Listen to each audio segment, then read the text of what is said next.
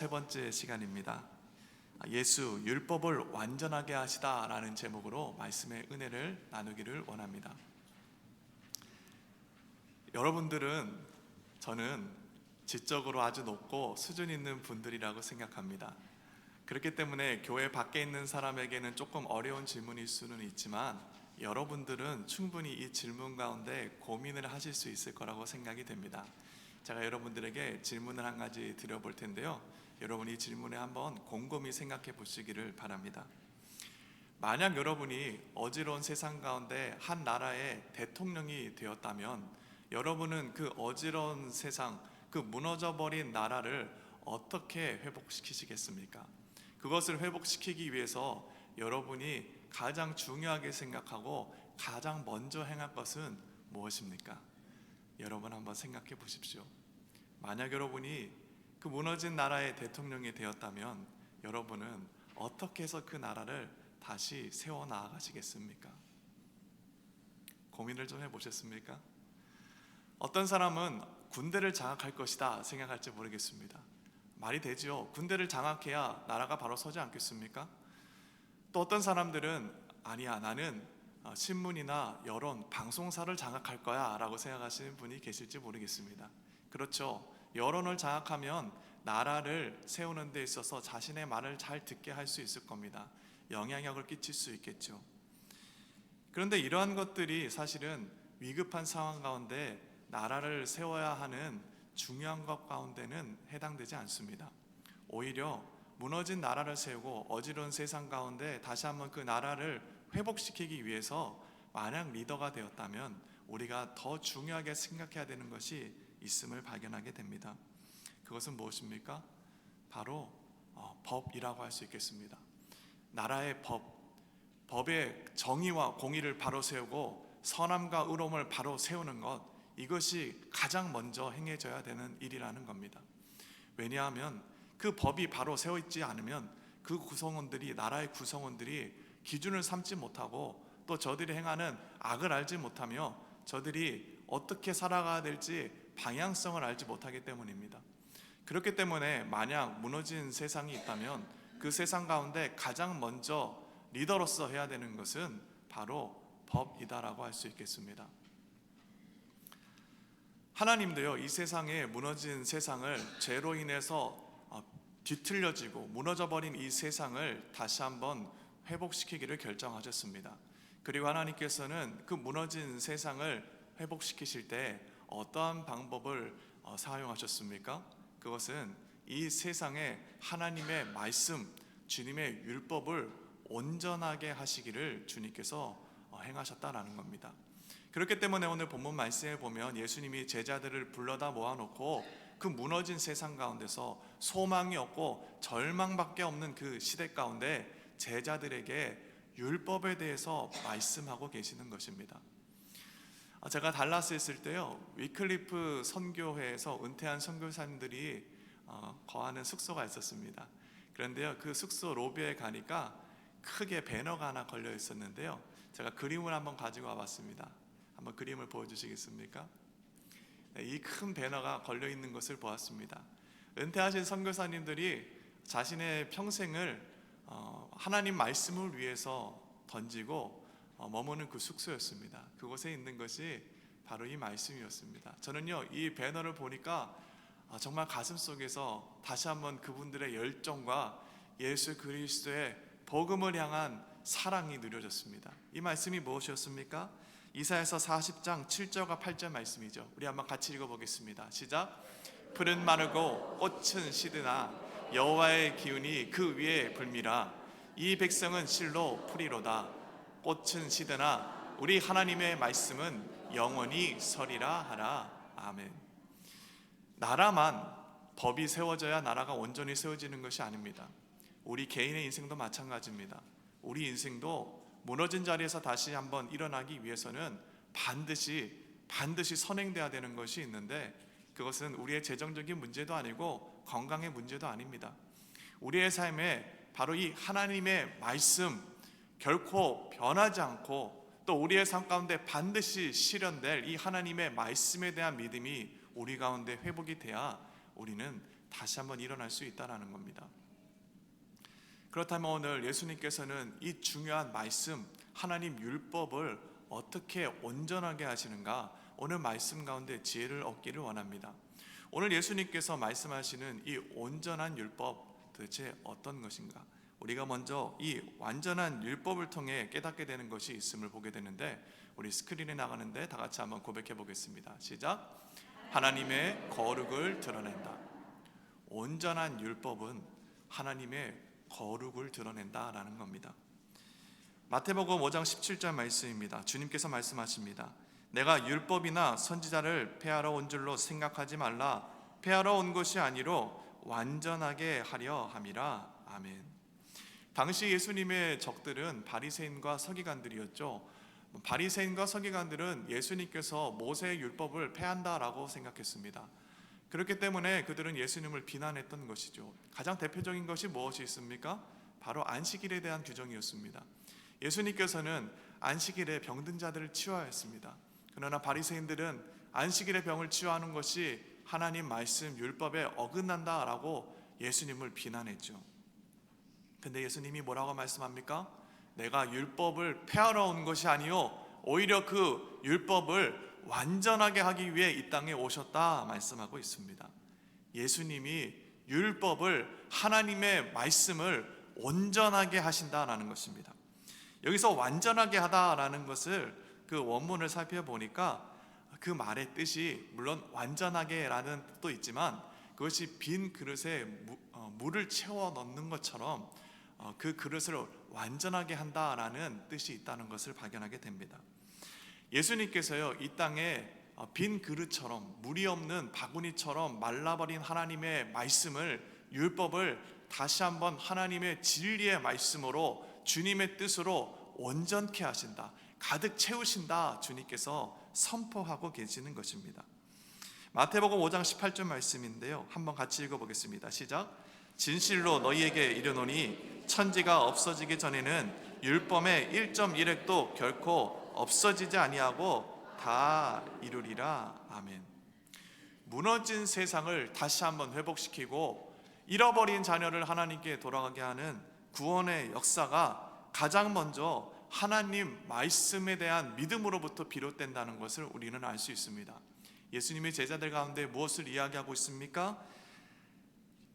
하나님의 말씀은 천지가 없어지기 전에는 1.1획도 결코 없어지지 않고 다 이루어질 것이다 말씀하고 있습니다. 하나님의 말씀, 주님의 율법은 반드시 이 세상 가운데 선포된 대로 이루어질 거라는 겁니다. 세상이 어두울 때, 절망과 소망이 그들의 삶을 덮쳐왔을 때 제자들의 삶은요, 하나님 말씀에 대해서 의심했다라는 것이죠.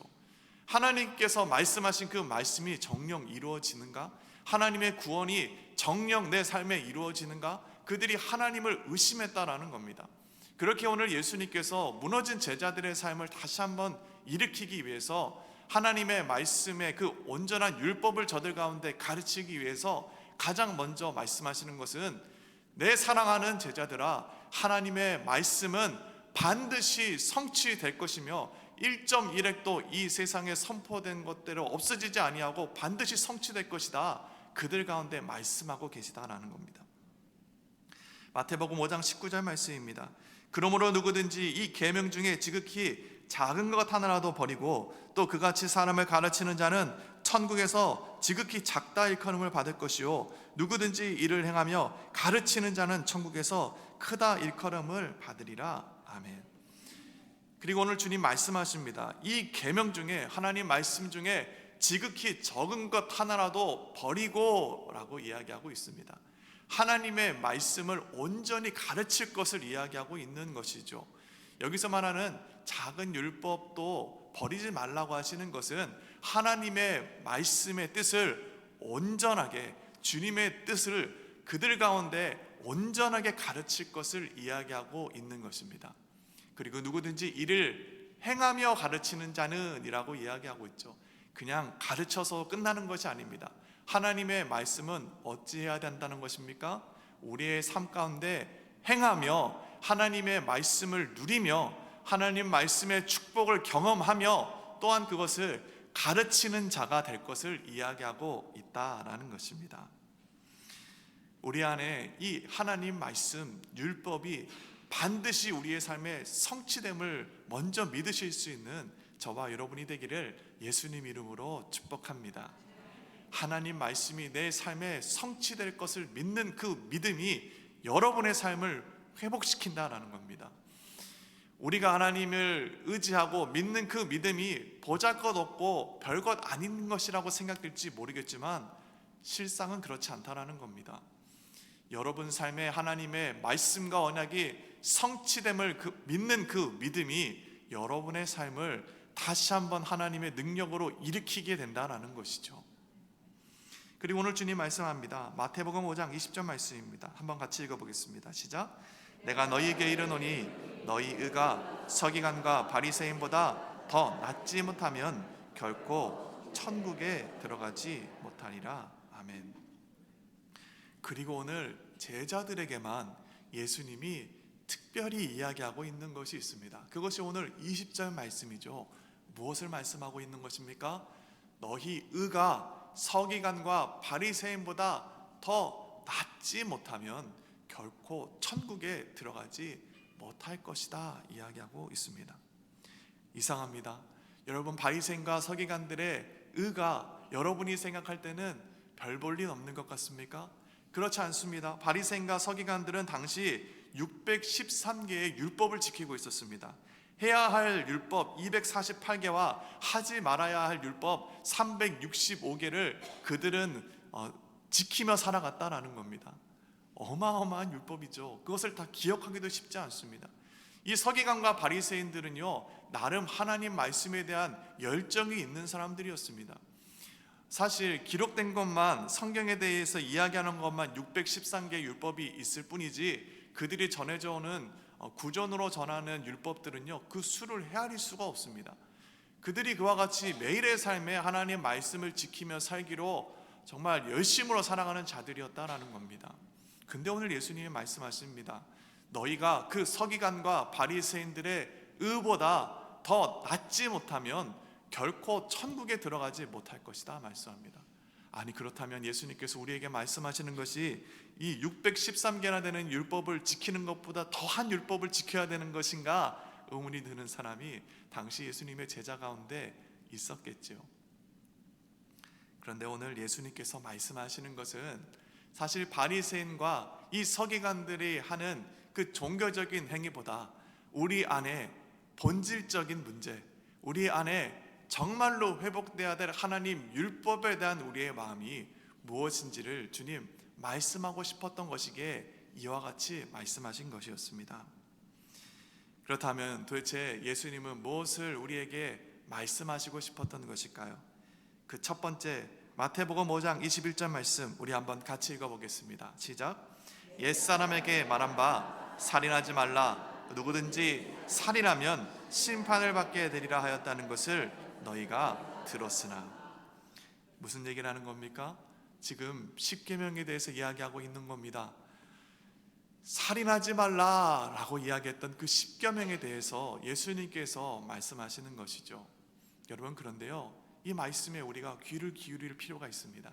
왜냐하면 지금 예수님은요, 이 십계명, 살인하지 말라라는 이 계명에 대한 본래 뜻, 하나님의 본래 의도, 하나님의 마음이 어떠한 마음으로 이와 같이 살인하지 말라고 그들에게 명령하셨는지 그 본연의 뜻을 설명하고 계시기 때문입니다. 주님 무엇을 이야기하십니까? 마태복음 5장 22절 말씀입니다. 나는 너희에게 이르노니 형제에게 노하는 자마다 심판을 받게 되고 형제에 대하여 라가라 하는 자는 공회에 잡혀가게 되고 미련한 놈이라 하는 자는 지옥불에 들어가게 되리라. 아멘. 예수님이 무엇을 말씀하십니까? 너희는 살인하지 말라 하는 그 말씀을 들었으나 본래 하나님의 뜻은 무엇이라는 겁니까? 형제에게 노하는 자마다 심판을 받게 될 것이다. 형제에게 라가다, 어리석은 자다, 미련한 놈이다 라고 이야기하는 자마다 지옥불에 들어가게 될 것이다. 주님 그러한 뜻을 밝히 제자들 가운데 말씀하셨다라는 겁니다. 저는요, 당시 예수님의 이 가르침을 듣고 있던 제자들의 표정이 어떠했을지 한번 상상해 봤습니다. 아마 지금 여기 있는 여러분들의 표정과 크게 다르지 않았을 겁니다. 예수님께서 우리 가운데 말씀하시는 것이 좀 은혜의 말씀이고 사랑의 말씀이길 기대하지 않았겠습니까? 그렇기에 제자들이 예수님 앞에 모여 있는 것이지요. 근데 예수님께서 이 살인하지 말라라는 하나님의 십계명의 본래 뜻에 대해서 말씀하시는데 그 말씀이 너무나 엄중하고 그 말씀이 너무나 충격적이라는 겁니다. 만약 세상 사람들이 이 말씀을 들으면요, 어쩌면 한쪽 귀로 듣고 한쪽 귀로 흘렸을지 모릅니다. 그런데 진실로 주 예수 그리스도의 말씀을 하나님의 말씀으로 믿고 그 말씀대로 실천하기 위해 애쓰는 인생이라면 오늘 이 예수님의 마태복음 5장 22절 말씀은요, 가히 충격적이라고 할 수 있습니다. 왜냐하면 내 인생이 오늘 예수님께서 말씀하시는 지옥불에 들어갈 인생이라는 것을 깨달을 수 있기 때문입니다. 제가 오늘 이 말씀을 준비하면서요, 악몽에 시달렸습니다. 말씀을 묵상하며 주님 어떤 말씀을 전해야 할까요? 말씀을 묵상하며 잠을 청했는데 꿈속에서 제가 그토록 보기 싫은 한 사람의 얼굴이 제 꿈속에 떠오르는 겁니다. 저를 정말 지독하게 괴롭혔고 제 마음을 힘들게 했던 사람이었습니다. 그런데요, 제가 그 사람을 앞에 두고 제 마음에 드는 감정은 아직도 용서하지 못하는 마음이었습니다. 제 안에 아직도 그 사람을 미워하고 가까이 하고 싶지 않다는 마음이 있음을 발견하게 됐습니다. 그런데요, 그 사람을 보고 나서 제가 잠에서 깨었을 때 오늘의 본문 말씀이 떠오른 겁니다. 준서가, 너는 지금 형제를 향하여 용서하는 마음을 가지고 있느냐? 혹시 너가 미워하는 그 형제를 향하여 여전히 미련한 놈이다, 악한 사람이다 정죄하고 있는 마음이 내 안에 있지 않느냐? 제게 주님이 묻는 것 같았습니다. 그리고 저는요, 잠에서 깨서 하나님께 고백했습니다. 하나님, 저를 불쌍히 여겨 주시옵소서. 하나님, 저를 긍휼히 여겨 주시옵소서. 제 안에 아직 그 사람을 용서하지 못하는 마음이 있음을 주님 앞에 고백했습니다. 여러분, 중요한 것은요, 하나님의 율법은 온전하게 주님의 말씀을, 주님의 뜻을 우리 가운데 드러내시는데 이 말씀이 우리 가운데 주시는 굉장히 중요한 역할 하나가 있음을 보게 됩니다. 그것은요, 이 온전한 율법이 우리의 연약함과 우리의 죄인됨을 발견하게 한다라는 겁니다. 오늘 예수님께서 말씀하시는 이 지옥불에 들어가게 될 인생이 다른 사람이 아닌 나라는 것을 발견할 수 있게 한다라는 겁니다. 살인하지 말라라는 것을 우리는 생각할 때 내가 누군가의 생명을 빼앗지 않으면 나는 의롭게 사는구나 라고 생각했다라는 겁니다. 당시 서기관들과 바리새인들이 그렇게 살았다라는 것이죠. 나는 살인하지 않았으니까 하나님의 말씀대로 의로운 인생을 살고 있구나, 나는 선한 인생이구나 라고 그들은 스스로 생각했다라는 겁니다.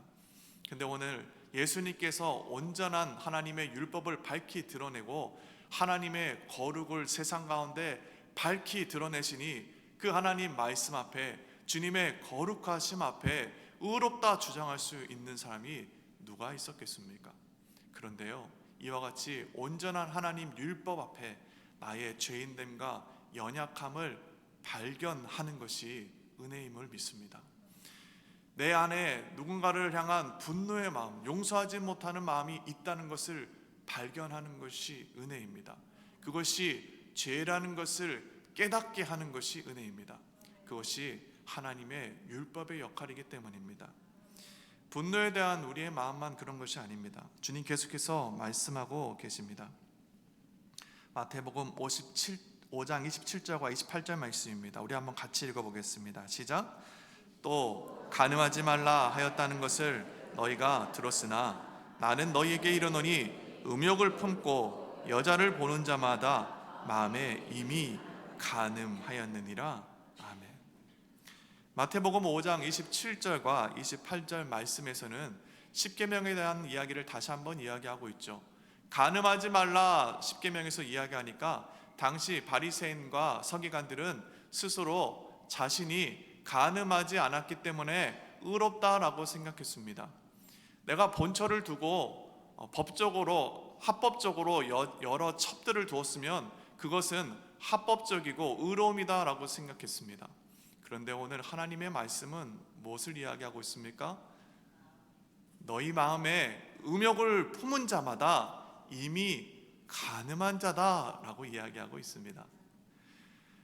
언젠가 유명한 목사님께서 설교하시는데 그런 이야기를 하시더라고요.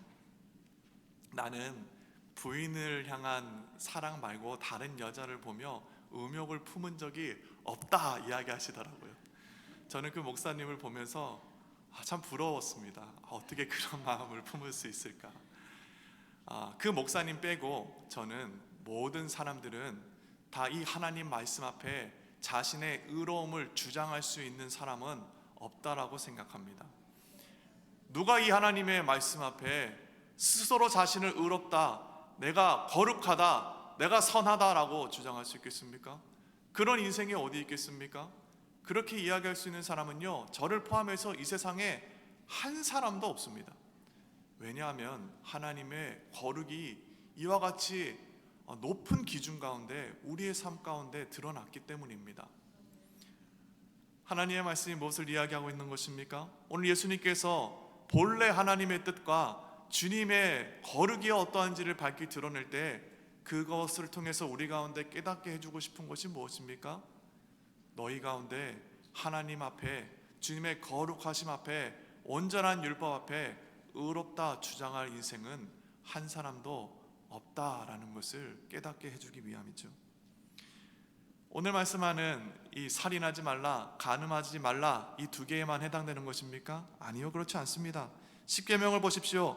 제1계명, 너는 나 위에 다른 신을 내게 두지 말라. 이 말씀에 대해서 우리는 과연 의롭다 주장할 수 있습니까? 아니요, 우리는요 다른 것을 주인 삼아 살아갈 때가 너무나 많이 있습니다. 내 삶의 주인이 내가 될 때가 너무나 많고요, 내 삶의 주인이 엉뚱한 것을 쫓아 그것에 엎드리며 살아갈 때가 너무 많다라는 겁니다. 제2계명은 무엇입니까? 너를 위하여 새긴 우상을 만들지 말고 말씀하십니다. 이 우상이 무엇입니까? 하나님보다 더 사랑하는 것. 내가 하나님을 사랑하는가? 정말로 세상을 사랑하고 있지 않는가? 우리는 이 하나님의 온전한 말씀 앞에 내가 세상을 살아가고 살아가는 인생이라는 것을 깨닫게 될 뿐이죠. 3계명은 무엇입니까? 너는 내 하나님 여호와 이름을 망령되게 부르지 말라 말씀합니다. 하나님을 향한 경외감으로 너가 진정 살아가고 있는가? 우리는요 하나님을 경외하는 삶을 살기를 원합니다. 그러나 그 마음과는 다르게 우리는 때때로 하나님을 경외하지 못하고 내 뜻대로, 내 마음대로, 내 생각대로 살아가는 것이 우리 인생이죠. 안식일을 기억하며 거룩하게 지키라 말씀합니다. 안식일을 거룩하게 지키라. 하나님의 우리 가운데 베푸신 그 구원의 은혜와 기쁨을 잃어버리지 말고 살아가라 말씀하시는데 우리는 그것을 너무나 쉽게 잃어버립니다. 내 부모를 공경하라, 불순종에 대한 이야기를 우리에게 하고 계시는 것이죠. 또 살인하지 말라, 간음하지 말라, 또 도둑질하지 말라, 내 이웃에 대하여 거짓 증언하지 말라, 내 이웃의 집을 탐하지 말라. 시기와 탐욕에 대해서 오늘 주님께서는 우리가 그 하나님의 말씀 앞에 온전한 자가 없다 깨닫게 해주고 계시는 것입니다. 여러분, 그러나 하나님 율법 앞에 나의 죄인됨을 깨달은 것, 그것으로 인해서 너무 가슴 아파하고 애통하지 마십시오. 그것이 본래 하나님의 말씀, 하나님의 율법의 목적이기 때문입니다. 로마서 3장 19절과 20절 말씀은 다음과 같이 이야기하는데요, 우리 한번 다 같이 읽어보겠습니다. 시작. 우리가 알거니와 무릇 율법이 말하는 바는 율법 아래에 있는 자들에게 말하는 것이니 이 모든 온 세상으로 하나님의 심판 아래에 있게 하려 함이라. 그러므로 율법의 행위로 그의 앞에 의롭다 하심을 얻을 육체가 없나니 율법으로는 죄를 깨달음이니라. 아멘. 율법으로는 죄를 깨닫게 함이니라 말씀합니다. 하나님 앞에 온 세상의 입을 막고 하나님 심판 아래에 있게 한다 말씀하고 있습니다. 교회는요, 죄인들의 공동체입니다. 저를 포함해서 여기 있는 우리 모두는 하나님 앞에 나의 죄인됨을, 나의 연약함을 고백한 인생들입니다. 여러분, 그렇기에 우리는요, 놀라운 축복을 받은 것이죠. 나의 죄를 인정하고 나의 연약함을 고백하며 주님 앞에 나아가는 인생이 복이 있기 때문입니다. 다시 한번 저와 여러분의 삶에 하나님 말씀 앞에, 이 거룩하신 온전한 하나님의 율법 앞에 다시 한번 나의 죄를 발견하는 은혜가 있기를 예수님 이름으로 축복합니다. 두 번째로, 완전한 율법은 우리 가운데 무엇을 행하는가? 우리 스크린에 나가는데 다 같이 한번 읽어보겠습니다. 시작. 우리를 치유한다. 온전한 율법, 완전한 율법은 우리의 죄를 드러나게 하는 데서 끝나지 않습니다. 온전한 율법은, 완전한 하나님의 말씀은 우리의 죄를 드러나게 하시고 또한 우리의 삶을 치유하신다라는 겁니다. 이것이 율법입니다. 이것이 바로 하나님의 말씀입니다. 하나님은요, 여러분들에게 야, 너는 죄인이야, 너는 나한테 고개 들 수 없는 사람들이야 라고 이야기하는 것에서 끝나는 것이 목적이 아니라는 겁니다. 하나님은 그 다음에 진정 원하시는 것이 있죠. 그것이 무엇입니까? 바로 우리의 삶을 회복시키시는 겁니다. 율법이요, 만약 온전하지 못하면 어떻습니까?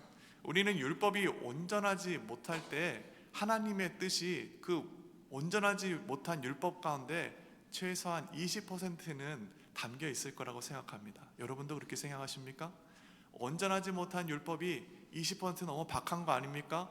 한 50%의 하나님의 뜻은 있는 거 아닙니까? 생각할지 모르겠습니다. 그런데요, 사실은 완전히 다릅니다. 온전하지 못한 율법은 30% 아니 1%도 하나님의 뜻을 담고 있지 못합니다. 생각해 보십시오. 여러분, 찐빵에 팥이 안 들어있으면 찐빵입니까? 찐빵 아니죠. 팥이 안 들어있는데 어떻게 찐빵이라고 할 수 있겠습니까? 짜장면을 먹는데 짜장 소스가 없다고 생각해 보십시오. 여러분, 그건 짜장면입니까? 아니요, 짜장면 아닙니다. 짜장면에는 소스가 있어야 짜장면입니다. 온전한 율법도 마찬가지입니다. 온전하지 못한 율법은요, 하나님 말씀이 아닙니다. 거기에는 하나님의 뜻이 담겨 있지 않습니다. 오직 온전한 율법만이 진정 하나님의 뜻을 이루고 하나님의 역사를 이루어낸다는 겁니다. 그리고 그 하나님의 온전한 율법은 우리의 죄를 밝히 드러낼 뿐만 아니라 또한 우리의 그 드러난 죄를 우리의 삶에서 완전하게 제거하는, 그리하여 우리의 삶을 그 죄 가운데서 다시 한번 일어나게 하는, 절망 가운데서 소망이 없는 그 자리 가운데서 다시 한번 우리의 삶을 일으키는 역사가 바로 이 온전한 율법으로서 우리의 삶 가운데 임하게 된다라는 것입니다. 오늘 예수님이 뭐라고 말씀하셨습니까? 내가 율법을 폐하러 온 줄로 아느냐? 나는 율법을 완전하게 한다 말씀합니다. 누가요? 예수님이 이 율법을 완전하게 하신다 이야기하고 있습니다. 완전한 율법은 우리에게 어떻게 역사합니까?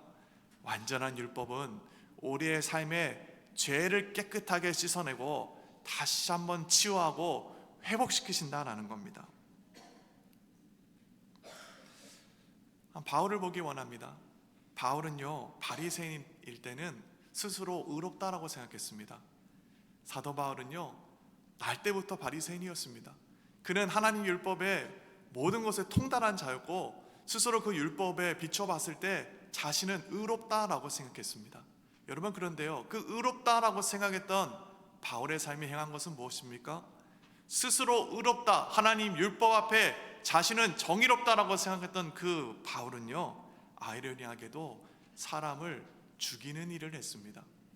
그런데요, 바울이 스스로 죄인임을 깨닫고 자신의 연약함을 고백했을 때 바울의 삶은 아이러니하게 사람을 살리는 삶을 살게 되는 것이죠. 그리고 그 살아나는 것은 바로 바울이 주인으로 섬기며 바울이 뜨겁게 자신의 생명보다 사랑하였던 바로 예수 그리스도로 임함임을 우리는 알 수가 있습니다. 그가 이야기합니다. 로마서 3장 23절 말씀입니다. 같이 읽어보겠습니다. 시작.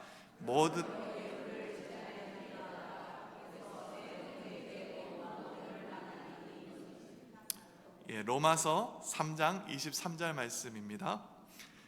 잘못 나가 있는데요, 제가 읽어드리겠습니다. 모든 사람이 죄를 범하였음에 하나님의 영광에 이르지 못하더니, 앞에 했던 말씀이죠.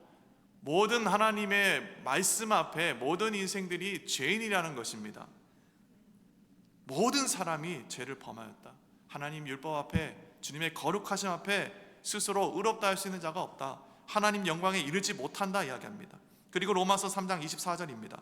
그리스도 예수 안에 있는 속량으로 말미암아 하나님의 은혜로 값없이 의롭다 하심을 얻은 자 되었느니라. 모든 인생이 죄를 범하였고 하나님 영광에 이르지 못했는데 그리스도 예수 안에 있는 속량으로 말미암아 이야기하고 있습니다. 완전하신 율법 되시는 하나님께서 이 땅에 오셔서 우리의 그 죄를 깨끗하게 씻으심으로 하나님의 은혜가 우리 가운데 값없이 주어졌고 죄인인 우리의 인생이 의롭게 되었다라고 이야기하고 있습니다. 누가 이야기한 것입니까? 바로 스스로 죄인임을 인정하고 주님 앞에 엎드리며 오직 주님만을 섬기며 살아가는 사도 바울이 하고 있는 이야기입니다. 실제로 예수님은 이 세상에 오셔서 율법을 온전하게 하셨죠. 예수님이 행하셨던 일이 무엇입니까? 마태복음 4장 23절입니다. 예수께서 온 갈릴리에 두루다니사 그들의 회당에서 가르치시며 천국 복음을 전파하시며 백성 중에 모든 병과 모든 약한 것을 고치시니. 예수님이 이 땅에 오셔서 행한 것은 무엇입니까? 예수님이 이 땅에 오셔서 가르치시고 온전한 율법을 온 세상 자기 사랑하는 백성들 가운데 밝히 드러내시고, 예수님이 무엇 하십니까? 그들의 삶을 치유하고 회복시키심을 보고 있습니다. 마태복음 4장 24절입니다. 한번 같이 읽어보겠습니다. 시작. 그의 소문이 온 수리아에 퍼진지라 사람들이 모든 앓는 자 곧 각종 병에 걸려서 고통당하는 자, 귀신 들린 자, 간질하는 자, 중풍병장들을 데려오니 그들을 고치시더라. 예수님 뭐 하셨다고요? 고치셨다라는 겁니다. 병에 걸려서 고통당하는 자, 귀신 들려있는 자, 간질하는 자, 중풍병장들을 예수님께서 치유하셨다는 겁니다.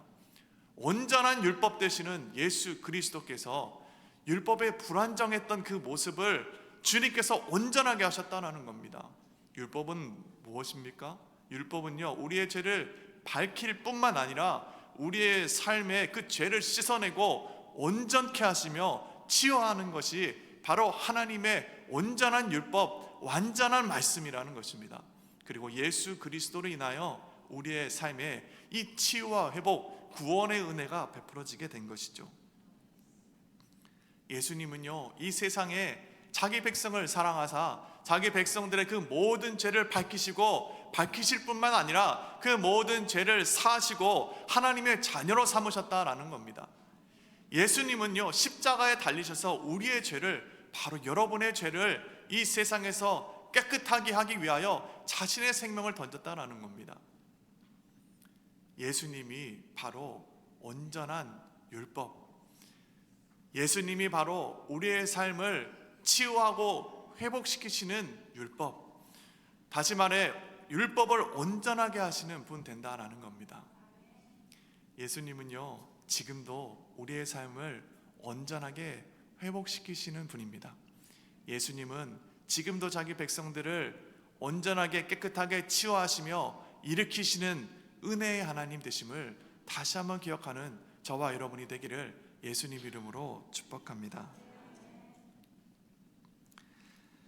베드로전서 1장 24절과 25절 말씀에는 아까 우리가 읽었던 이사야서의 말씀을 다시 한번 이야기하고 있습니다. 그런데요, 이사야서에서는 이야기하지 않았던 또 한 가지 이야기를 덧붙이고 있는데요, 베드로 사도의 이야기를 한번 같이 읽어보겠습니다. 베드로전서 1장 24절과 25절 말씀입니다. 같이 읽어보겠습니다. 시작. 그러므로 모든 육체는 풀과 같고 그 모든 영광은 풀의 꽃과 같으니 풀은 마르고 꽃은 떨어지되 오직 주의 말씀은 세세토록 있도다 하였으니 너희에게 전한 복음이 곧 이 말씀이니라. 아멘. 하나님은요, 이 세상에 무너진 것들을 다시 한번 회복시키시기 위하여 이 세상에 온전하게 하나님의 율법을 밝히 드러내십니다. 그리고 변하지 않는 그 신실하신 하나님의 말씀이 우리의 삶 가운데 다시 한번 회복되어지게 될 때 우리의 삶이 일어날 수 있음을 우리는 배웠습니다. 그리고 오늘 베드로전서는 무엇을 이야기하고 있습니까? 오직 주의 말씀은 세세토록 있도다 하였으니 너희에게 전한 복음이 곧 이 말씀이니라. 아멘. 바로 우리에게 주신 이 예수 그리스도의 십자가 복음이 우리의 삶을 온전하게 한다라는 겁니다. 나무에 달린 예수 그리스도를 보는 자마다 자신의 죄를 통회하며 그 십자가 앞에 엎드려 하나님을 예배하는 자마다 하나님의 구원의 은혜가 차고 흘러 넘치게 된다라는 겁니다. 그리고 그의 인생을 하나님께서 세우시고 의롭다 말씀하시죠. 하나님의 율법은요, 우리의 죄를 깨닫게 합니다. 이 죄는요, 마치 우리의 가슴에 있는 명찰과 같습니다. 뭐라고 달려 있습니까? 하나님 율법 앞에 우리는 우리 가슴에 달려 있는 명찰을 확인하게 되죠. 그 명찰에는요, 죄인이라고 써 있습니다. 그런데요, 하나님께서는 이 죄인이라는 명찰을 바꾸신다라는 겁니다. 무엇으로 바꾸신다는 겁니까? 의인이라고 바꾸신다라는 겁니다. 누구로 인해 그렇게 우리의 삶의 명찰이 바뀌게 되는 겁니까? 바로 예수 그리스도로 인하여 우리의 삶에 하나님께서 의롭다 칭하시는 은혜가 있게 된다라는 겁니다. 온전한 율법 되시는 이 예수 그리스도를 다시 한번 붙잡고 따라 나가기로 힘쓰시기를 바랍니다. 다시 한번 우리의 연약함과 죄인됨을 고백하며 주님의 십자가 앞에 엎드리는 인생 되길 바랍니다. 그럴 때 다시 한번 우리의 삶에 이 온전한 율법 되시는 예수 그리스도가 우리의 삶을 다시 한번 일으키고 치유하며 다시 한번 주님의 말씀을 붙잡고 하나님 영광 드러내는 인생으로 우리의 삶을 변화시켜 나가게 될 것입니다. 다시 한번 그 놀라우신 주님의 우리를 향한 그 놀라우신 복음의 사랑을 누리며 또 그 사랑을 전하는 우리 모두 될 수 있기를 예수님 이름으로 축복합니다. 기도하시겠습니다.